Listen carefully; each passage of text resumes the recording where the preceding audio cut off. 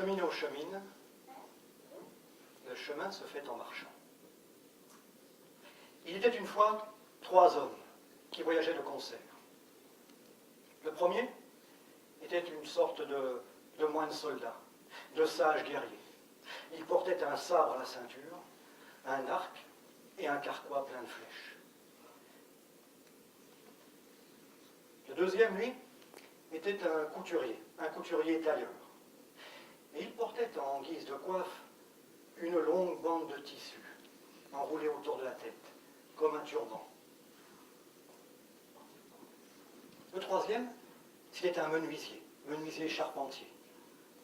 Il portait une hache à l'épaule. Le soir venu, au crépuscule, à l'heure où il devient difficile de distinguer entre chien et loup, ils arrivent au bord d'un grand fleuve, large, profond, avec un fort courant, et une petite île en son milieu. Derrière eux, la forêt profonde, le cri des bêtes dans la nuit qui s'avance. Et devant eux, au-delà de l'île, ils voient une clairière accueillante où il ferait bon installer le campement. Et puis, à flanc de colline, les lumières d'un village qui s'allume et peu à peu vont se confondre avec les premières étoiles. Il en coûtera ce qu'il en coûtera, il décide de traverser. Le premier, le moine soldat, le sage guerrier, d'un coup sec de son sabre, fend les eaux du fleuve. Et tel Moïse, la mer Rouge, il traverse à sec le premier bras du fleuve. Une fois sur l'île, il prend son arc, l'arme d'une première flèche.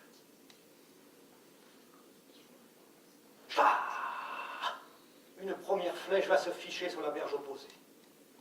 Il l'arme d'une deuxième flèche. Une deuxième flèche va se ficher sur la première. Une troisième sur la seconde. Une quatrième sur la troisième. Et ainsi, de flèche en flèche. Jusqu'à former comme une passerelle de flèches, sur laquelle, tel un funambule, il traverse le deuxième bras du fleuve. Le couturier tailleur, lui, déroule la longue bande de tissu qu'il porte enroulée autour de la tête. Il la leste d'une pierre.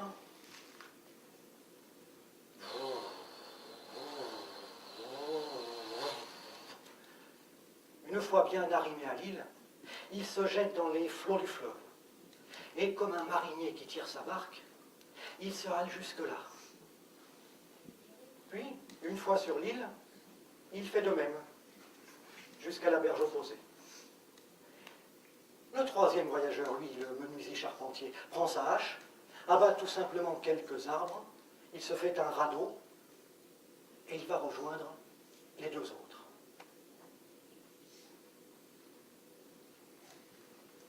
On dit, voyez-vous, dans certains pays de sagesse, que la vie est comme ce fleuve.